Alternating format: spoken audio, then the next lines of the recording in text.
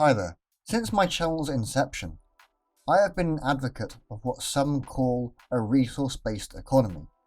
This term is used to describe an economic model in which all resources are held in common and are freely accessible to all, inferring free access of goods and services without money, debt, trade, or servitude.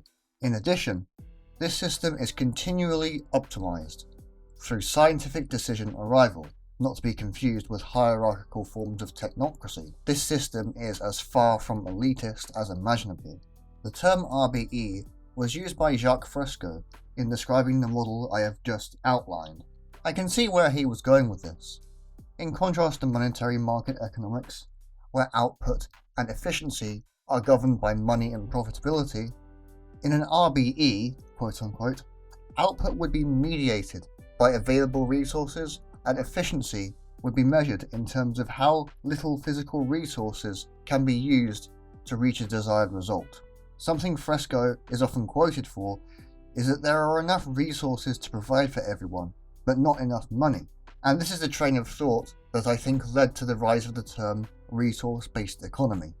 However, as a few fellow advocates I speak with on Discord have pointed out, and this is part of the reason why I'm making this video, the term resource-based economy has recently become increasingly, sorry for using this word, problematic. For one, the term has been used historically to mean any economy that trades and uses resources as part of its economic activity, which is basically every country on the planet.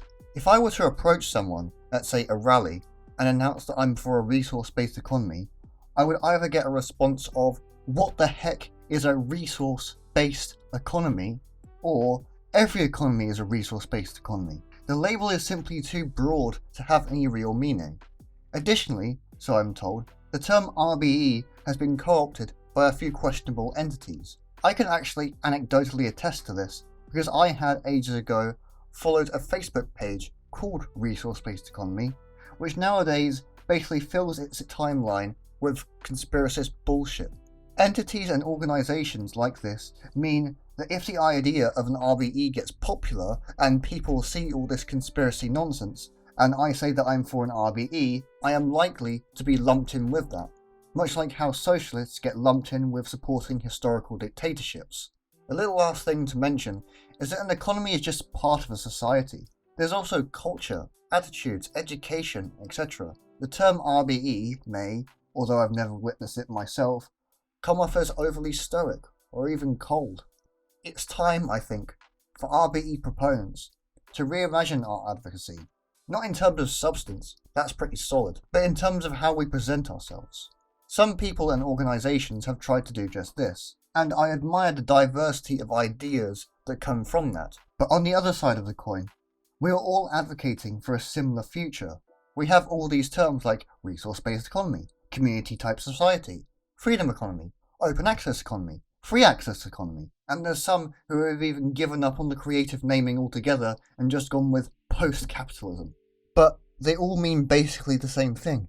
Again, I admire the diversity of ideas in terms of people making their own unique interpretation of an RBE, but at the end of the day it's just going to confuse people, and that has the potential to take the wind out of the sails of any kind of advocacy. Now, I'm going to be a hypocrite here with coining the term community ecology, but I think it fits in well with the kind of community design and ecological goals we ultimately want to achieve. So, where did I get the term community ecology from? Of all the alternative terms I've heard of to describe the communal aspect of an RBE, one of the better ones is Oravana's community-type society, which is framed as designing communities with human and ecological well-being baked in, as well as being inherently conducive to community and pro-social behaviour. That's my interpretation of it, at least. I'm also inspired by some of the things that Murray Bookchin has said when he talks about the concept of social ecology. Basically, every society is literally an ecosystem. Everything is somehow interconnected. There's ecology there. And just as we can measure the health of an actual ecosystem, we can also measure societal health. So, community ecology is about using the ideas of community and of a radical change in values to propagate societal and ecological health, and also creating a symbiosis between human civilization and the natural environment. And through this, through the nurturing of sustainability, efficient use of resources, of community values, we can reach a state of abundance unseen in human history. We can achieve our goal of post-scarcity. It is post-scarcity that we ought to be advocating for as activists. The idea has been around for a lot longer than the Venus Project. I mean, it's scattered all over sci-fi. If you say to someone that you're an advocate of a post-scarcity world, they might think you're bold, perhaps naive even, but they'll at least understand what you're saying. About that perceived naivety, as a post-scarcity proponent, it will be your job to show people just how realistic access abundance is, how we can get there, and how the ideas once presented as resource-based economics, that is intelligent city design, resource management, radical mechanization, efficient and sustainable use of resources in a circular fashion, etc., is the only real way we can reach the state of abundance. Plus, post-scarcity sounds a lot cooler than resource-based economy.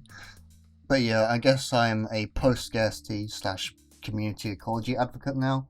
It basically means the same thing as what I advocated for before, but now I feel I can make my case a lot easier, and the ideas I advocate for may be in the future a bit more approachable and interesting for people.